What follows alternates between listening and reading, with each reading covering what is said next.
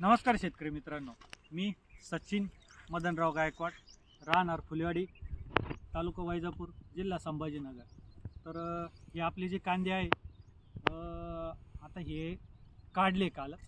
तर याला आपण पहिल्यापासनं म्हणजे रोप टाकल्यापासनं आपण टोटली ऑर्गॅनिक ट्रीटमेंट केलेली आहे.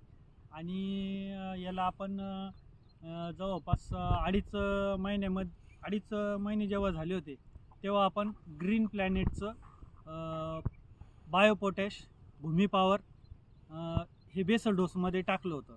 तर आपण त्याला एकरी 4 बॅग अशा 2-2 मिक्स करून टाकल्या होत्या. तर तुम्ही त्याचे रिझल्ट बघू शकता.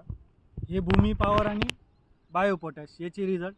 आणि याला आपण 2 स्प्रे ब्लूम ग्रीन प्लॅनेटचं टोटली 100% ऑर्गॅनिक हे ब्लूम नावाचं जे प्रोडक्ट आहे यांनी रिझल्ट असा आला, कांद्याची एक समान फुगवण झाली.